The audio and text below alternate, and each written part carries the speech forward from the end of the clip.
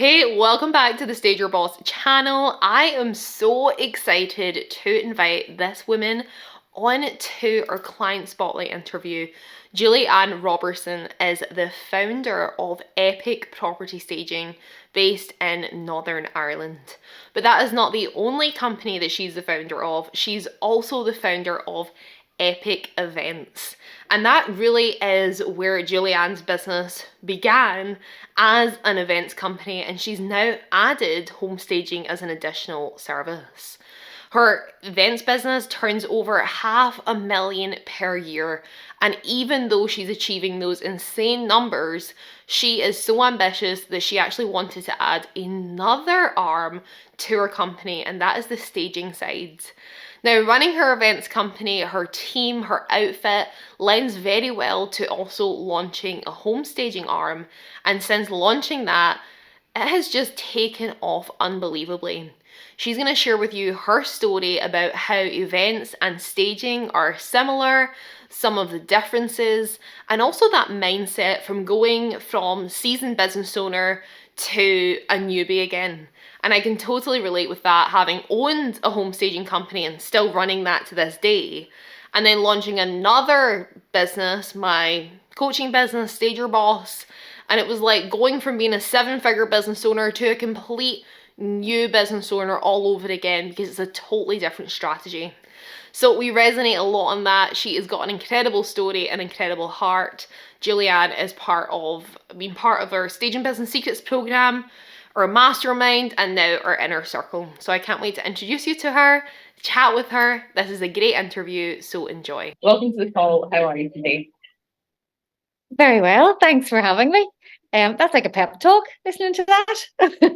I know, right? I always say when I do these sort of like introductions, it's like just keep playing that on repeat when you wake up in the morning, and then remember absolutely. Like how much you've achieved, because when you've been in business a while, like you can forget, right? You can forget how much you've actually overcome and achieved throughout that journey. Oh, very, very much so. And I think, as you say, when you've been in business a while, you start to get maybe caught up a bit in the day to day and always trying to grow, that maybe sometimes you don't sit back and smell the roses, and really appreciate how far you have come and what you've built. Yeah, I know, it's amazing, and what you've built has been incredible. But like, I know your personal journey, right? You work personally together. I'd love for you to chat us through what your journey to today looked like. So we're talking about launching the events business. How was that born? Where did that come from? And then once you've explained that, we'll dive more into the home staging side. Okay.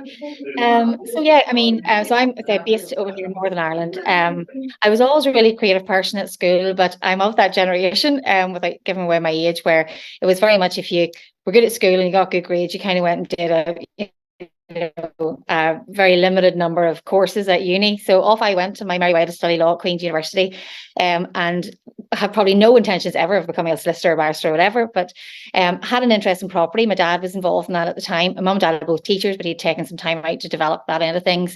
And I completed my law degree, and then I did my postgrad in surveying. And got my first job as a graduate surveyor, moving on to a chartered surveyor with a company in Belfast. Really concentrating on commercial property, but the very much creative itch was still there. It coincided quite nicely, not at the time, but quite nicely now in hindsight, with the property crash in 2008, and I was made redundant from my existing role as a chartered surveyor. And to be honest with you, and it's easy to say it now, possibly not at the time, it's probably the best thing that's ever happened to me. And I remember I was about to sign a contract for a new job in a very similar role. And I sat down with my husband now, and said, I just don't want to do this anymore. I can't do this for the next 40 years or whatever it's going to be. And he said, well, just don't do it then. And he was very, I suppose, giving license of like, well, I'll help you through this period. He was setting up his own business at the time. He owns a gym here in Northern Ireland as well. I said, right, okay, what are we going to do? I knew I wanted it to be a creative industry, and you probably quite focused in the wedding industry. So sort of went back to school, if you like, studied and just started really, started working for friends and family. I was engaged myself at the time. And what I found there was a little bit of a gap in the market at that time in Northern Ireland, where people were expecting business to come to them. And so I got really proactive and went out and started speaking to venues with a very limited portfolio of work that I had under my belt at the time, but I had a really clear vision of what I wanted to do. I wanted to do, high-end luxury wedding market. And I knew that we could do it because I was getting married myself and I couldn't find what I wanted. So it just sort of started from there. A lot of long hours, working under the boot of your car, your spare room, all of that. And very quickly started to take on a couple of team members. My mum helped me very much in the beginning stages and has right the way through the business.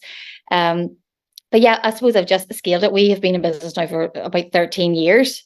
And we now have up to 15 staff between full-time, part-time, freelance. And we work all across Ireland. So we cover everything from weddings, corporate events, festivals, conferences, all of that kind of thing. So it's a great industry to be in. It's busy, it's long hours, it's unsociable, all of that kind of thing. But it's very, very rewarding. So I've been very lucky. I had myself on mute there. Wow, what a journey. I love that. And I love that, so your first business, the events business, was born out of frustration, right? You were planning your own wedding and couldn't find the type of event planner that you were looking for. So I love that. And how have you found running events? Is it a passion? What was it that really sort of attracted you to now launching another arm to Epic, which is the home staging side of things? Were you losing passion for events? Is that passion still there? You just want to add another addition? What does that look like? Yeah, it's definitely a passion. I'll be honest, I don't think you can work in events unless you have a passion for it. It's too hard, in the best possible way, but it's hard graft. And I think unless you love it, you're not going to last in it. And I think very much, I suppose, in any job that you're in, unless you love it, I think that really easily translates to the client that you're working with. If they get a glimpse that you're kind of just there to fill in, a day job 9 to 5, it's too a wedding or a big event on for a company, it's too important to them to have someone who's not really fully committed and has a real genuine desire to make it as good as it can possibly be. And I genuinely have that. So I think that does come across to our clients. But I suppose I've reached the ripe old age of 40 there recently. And I think I suppose it took a bit of stock. And I realized that I do want to scale. I think there can be very quickly, and I know myself, sometimes I have a bit of a limiting belief. We've created a great company. We have a really good, successful company operating and functioning well. But I just thought there's more to come. I've always had a real passion and an interest in design and fashion and style and all of that kind of thing. And as I said, we have the basis of the company that is very translatable to staging. So when I came across a fabulous Scottish lady online, I decided, right, let's take the plunge. Coming out of lockdown, I think everyone had reevaluated quite a lot that was going on in their lives. And I thought, I'm in the position that I can take the opportunity to go over and explore this and see if it's something that would really complement what we're already doing. And I mean, it surpassed my expectations in that regard. It's so translatable that I'm delighted. So onwards and upwards. Yeah, I mean, 100%. And what I love about your journey from the events company to now running, the home staging arm of the brand is that you have that experience in property, right? So when you were doing, the surveying, you had that experience of looking at, right, I'm running, in that industry, you already see the need for the service. However, it's not a service that's widely offered in Northern Ireland at this exact moment. So you are sort of one of those founding companies in that location. So tell us, what did that look like in terms of already running a successful business? You then start an arm of a new business, which is almost like going back to being the complete newbie, isn't it? It's like going back to being the person right at the start. And I know that can feel overwhelming because I had a home staging business, which I still do, and then I launched a coaching side. It was like being going back to the newbie, which was very humbling, right? How has that felt launching the new arm? Yeah, well, I mean, you and I have spoken about this, Liv. I'm probably the worst person for putting pressure on myself, and thinking people have these expectations that only exist in my own head at times. But I think one of the things I had put pressure probably on myself because I am running this business and, it is running well. I know what I'm doing in that. I can do that in my sleep. I really can. And so it's exactly as you said, it's going back to square one. And I think, when I started the event side, there weren't those expectations there, but I was all in and I was just grafting and working, day and night. Whereas now I think people expect it to be, it has to be everything from day one, or that's how I felt. And there's certain things I think I'm in a very, I'm very fortunate in that how we actually run the business. the customer service side of things, how I want the customer experience to be. I know how to achieve that, and that will be there from day one. But it's all the nitty gritty, they're, picking all of the schemes, putting all the packages together. That took work, and that was very much a learning curve. I really, really enjoyed it, but I suppose I was very much, it has to be right from day one, and nothing's ever going to be exactly right from day one. I have to kind of ease into everything. So I'm learning that slowly. The perfectionist has to take a back seat for a wee while. Oh, 100%, right? And it can be like, because you went from like running a business that does just under 500,000 a year to then like launching this new arm of this business where you're essentially going back to zero. Obviously, you have all this business experience, you built your brand as a female, business owner, all these different things, but it is like going back to that zero mark and launching this Yeah, as a new exactly.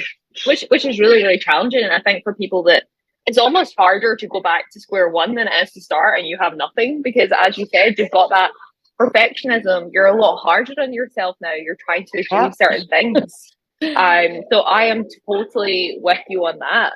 And so we discussed what it would look like to launch the staging arm of the brand, and we've decided to keep your current brand name, which is Epic, which I love. I think it is epic. Oh my God, I'm so cheesy. But what is it for you? Like, what was that move like for you? Did you feel like it made sense to announce this to your audience? Was that something you had to overcome? How did that feel? I think it was really important to me that it was within one brand umbrella. We did a full rebrand, which was a long time coming, Liv, to be honest. But I hadn't come across something that just really fit really well. And then when we worked with a branding agency over here in Northern Ireland, we spent a lot of time, a lot of resources and energy, into this to get it right.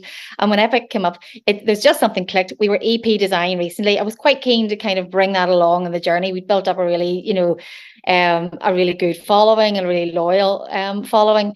But I wanted something that would be able to translate to our, our wedding and events client, but also to our property investors and developers and estate agents. We've never been, and I say I'm wearing a pink jumper today, but we have never been like a pink and fluffy company. That isn't us. And we want it to be, elegant and luxurious and high end. That is what we're all about. And good quality. And so I suppose it was getting something that was, I suppose, masculine and feminine at the same time, because I think in business, when I started out, I was nearly very much shying away from femininity, and it had to be really corporate business, and it had to be very masculine. I was black and white, and it was all of that. And I think I've softened a little bit.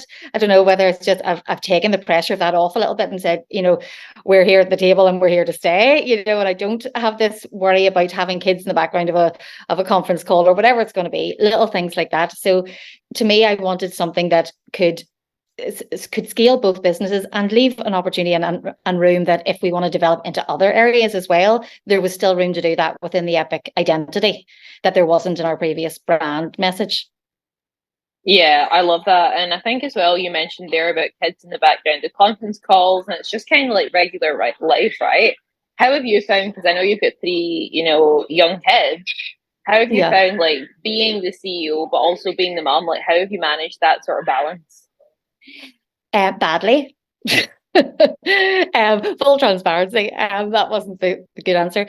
I suppose again a little bit, and this is something I'm working on, and I know you're helping me with. That mum guilt, stroke business guilt. It's something that is in us, I think. And when you're at work, you're guilty for not being at home. When you're at home, you're guilty for not being at work. And I think it's just about giving yourself a break with it. And I am getting better. I'm not there yet, but I am getting better with it. And yes, I think if you own your own business, you work a lot more hours than maybe in an employment 9 to 5. It's par for the course. But at the same time, you do have that flexibility that if I need to be at sports day, I can be at sports day, and it is, I am the boss. So, we make up the rules.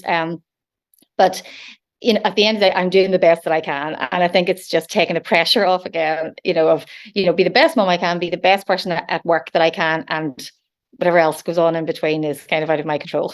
I think it's that relatability as well, right? Because I had the fears of this becoming a mum too. Like, sometimes you have to cancel calls and sometimes things have to change because you do have kids. And especially if you work with other people in that same position, like it's just that we're all human at the end of the day. And I actually love when people show that element of their brand too. There's too much Yeah. like trying to be perfect out there. You are a mom, you are running it all, and you're juggling it all, but you're also not an expert at it either. It is this learning curve. And I know for you, it has been like sharing more of your life and sharing more of yourself has been challenging, as it is for most people, right? We're not, a lot of us aren't sort of, you know, wired in a way that we want to share our life, but you have been, I think, expertly doing this post by post. You're learning, you're putting that content out there. What was that like when you started to share, share some like personal content? How did that feel? Uncomfortable at the beginning, because again, I think just coming from that very much corporate background, that wasn't what you did. In fact, it would have been very much frowned upon, and things have evolved and have changed for the good, absolutely for the good. And it's maybe one of the good things to have come out of lockdown and everything, that, I mean, the kids were here, like it or lump it, the kids were here, we were homeschooling and we were doing Zoom calls and all of that. It had to happen. So, I mean, the number of clients that got acutely introduced to my children, I can't count, and it took the stigma out of it. And afterwards, I really did think, oh, what was I so worried about? It just, nobody cared and everybody was in the same boat. And as you quite rightly say now, I'm choosing to surround myself with the right clients, that if they have a problem with me having 3 kids or having to do a particular meeting at a certain time, I'm very accommodating when it comes to my time of working outside normal hours and things. So I don't feel guilty anymore for it. I really don't. And I think it attracts then the right people into my business and into my life. So yeah, 100%. I think people are attracted to you, right? Because people buy people, and especially, in the industry that you have been in, like, and still are, the events world. Working with someone on their wedding is a very intimate experience, isn't it? It's a very personal relationship. So by putting your face out there, it's like saying, you are going to be working with me essentially, and as an extension of me and my team. yes, and that is it. And especially in the wedding side of things, it is so personal, as you say. And I could be working with that person for 2 years, and then maybe we do an anniversary party or a birthday party for someone else or whatever it might be. So it's really important to me that our clients know we're really, really heavily invested and we want it to be as good as it can possibly be. And it's the same with the staging. My husband did laugh and say, you'll never make any money at staging because you'll want to furnish the entire thing and make it look like somebody's home that it's ready to go. And it's like, no, Liv is showing me the ropes. And there is that in me. That is probably the bit of me in the staging side of things that I will need to keep under control. And that's a learning curve and something that I'm going to have to develop, and that it has to be beautiful. And I want it to be as good for somebody as it can possibly be, and still be a business. Yeah, I mean, that's the thing. Yeah, a lot of people go too far with it and they furnish it like they would their own house. But at the end of the day, it is a business and it needs to make profit. So we do focus heavily on that. Like there's over delivering, but then there's also over delivering too much stuff and not making any money as a business owner. But you're using your business acumen to apply that to staging. So my question is, and I'm sure lots of people want to know, how did you get that first staging client? Was it a previous contact? Did you hustle hard for it? What did that look like, Julianne? Yeah, so actually from being over with you in London that weekend, and when I sat down to sort of make my list of, who do you already know, it surprised me of who I already knew. And obviously with my background in property, I had a world of contacts that I knew I would be able to utilize, and people that I had genuine connection with. So I reached out to a number of people I used to work with, and they were really, really excited for me. And I think I was worried I was a wee bit nervous stepping back into that arena, even, how would it be received? And I was like, fantastic. Yeah, I think this is a great service. It's long overdue. Anything comes up, we'll let you know. And it was just putting the feelers out. And then a local estate agent got back to me and was like, we've got one ready to go. And that was maybe 3 or 4 weeks after I'd sat down and spoken to them. And, I think I'd spoken to you and said, how long do things take? What should we be doing? And it just starts to filter through, and momentum builds momentum, so yeah, it's an exciting time. 100%. And that's the thing, like, it's not going to happen overnight. You had that conversation, and then 4 weeks later, it came to fruition. And I know personally you've had a lot of conversations and they've not came to fruition yet. That's business. Yeah.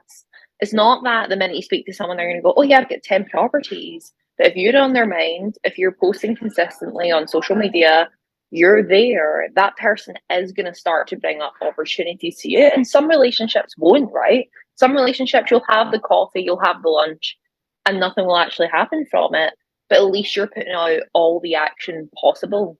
And as you said, momentum then builds momentum, and you very quickly then secured your second stage off the back of the first one, right? Exactly. And actually one of the properties that we're staging, when we're talking about, the transferable links between the two businesses, one of the estate agents was the groom of a wedding that I managed and I dressed. And so he already had a confidence in me. He liked me from the work I had completed for him. So I was going to be a natural choice. Obviously, I went up and I sat down, had the coffee, and showed him all we were going to do. But he already was like, but Julianne, you don't need to sell this to me. I know if I employ you to go in and stage this property, I know what it's going to look like. I know what you did for us for our wedding. So I was like, that was nice. That instilled a wee bit more confidence. Like, okay, we can do this. Yeah, and that's such a good story because, like, whilst events is, loosely similar to staging, it's still different. But because you provided value in sort of one area of his life, he had that trust. So if anyone's, on the call and they're thinking like, well, my previous background's in XYZ, that's even nothing to do with staging, that person then trusts you as a person and believes that you can then carry out the service that you're now providing. So I love that example. I think it's incredibly powerful and transferable to literally everybody. Has there been any other differences, like anything that surprised you from running an events business to a staging business? Is there anything that you've thought was better than it was or worse? Do share. I think I'm very conscious at this stage of my career and my life that it took me a long time to get all of the systems into place with the events company, and being able to delegate and not be involved in every single bit of my business unnecessarily. I'm very aware. And with the staging business, I think I've been very conscious that I want to start on the right footing, and I want to build this as a really sustainable business that does not need my input in every single little day-to-day task, because it's counterproductive, and it makes it completely unable to scale and all of that kind of thing. And it has really focused me even further in the event side of the business, where I'm allowing other members of my team to grow and to really kind of flourish. And that has been a really lovely experience, because I have physically had to take time out of the business and certain things to dedicate time to doing the staging projects. It's allowed, say, the team to kind of take on more things that maybe I micromanaged that I didn't realize I was doing. So that's been a really, really good learning curve. And I can see you smiling because you're like, yep, about time. But and there's still more to do in that. I'm acutely aware of that. But that's been a really good learning curve for me. And it's worked so well. So I'm going to do more of that. I'm smiling because I feel exactly what you're saying. Because they're all things that I've had to overcome, and in some ways still do to this day. Also, I'm smiling because like when you build your first business, it's like you make all the mistakes in that one. So when you go to then launch your second one, you're like, I'm going to build this from the start. I'm going to build it right, rather than build it the messy way that I built the first one. Yes. And I think you learn from all those mistakes you made on business number one. And although that business is still, thriving and building, you're like, right from the moment I say go, this is going to be a whole different ballgame that I make this. And I'm not going to build this business dependent on me. I'm going to have a team in place that can take it off my plate. Exactly. That's it. And I think your team appreciate that, because it's showing that you have a trust in them, and they're very able people. That's the reason they're on your team to start with, so, I mean, it makes perfect sense, but sometimes until you're forced to really evaluate that, you don't see it. I mean, you're too in the thick of it and in the day-to-day that you don't see sort of the opportunities to build it. Yeah, I love that. So, Julianne, just one final question for you. What would you say to yourself when you were deciding to launch the home staging business? If you could go back and look, you were a massive action taker, you went all in, you joined us in London at one of our events, and you only found out about it a few days before. You joined the mastermind, you went all in your journey. But if there was another thing you could say to yourself, or someone who is on the cusp of going all in, what would that be? Well, for me, I just wish I'd done it about 5 years earlier. But I look at you in your 20s, I'm like, oh, missed opportunities. But I think, yes, don't put anything off. And I'm really trying to adopt that. I mean, I joke with you all the time about how elderly I am, but I am only 40, I'm not elderly, but I joke about it all the time. And I think it is really cheesy, but life is for a living. And I really want to take advantage of any opportunity that's coming up, both personally and professionally, and just enjoy life a wee bit more. I think maybe the last 5 years, I got really into the grind of day-to-day work and that guilt and all of that kind of thing. And actually, I have a really lovely life, not over and above, but just I have a really lovely family. I have a really lovely job that I really enjoy. And I want to build on that as much as I possibly can. Yes, I love that. I think that's a great piece of advice as well. Just reminding everybody here that, life is short, isn't it? And live your mission and everything, but enjoy it at the same time. And sometimes I wish I could go back and like relive my journey and just enjoy. Oh, you're not allowed. You're young enough. Yeah. I'll implement it moving forward, but I wish I could like go back and live it a little bit more. Because it's not all about where you're trying to reach, like the top of the mountain. It's also about that journey in between. And I'm going super cliche and cheesy here, but why not? I love that. Well, thank you so much, Julianne. That's been so much fun. Guys, if you are wanting to create the same success that Julianne has had, whether you've run a business previously or not, anything is possible. Literally every person that's worked with us here at Stage Your Boss didn't have a staging portfolio, didn't have any experience in the industry. And people are building big, big businesses. So if you are wanting to learn more about how we can help you, I want you to put EPIC in the comments, EPIC. One of my team will get back to you and send you over some information. And then also, Julianne, if you've got any questions for Julianne, just set them in the comments and she will get back to you. And this has been so much fun. So thank you so much for joining us. Thanks, Liv.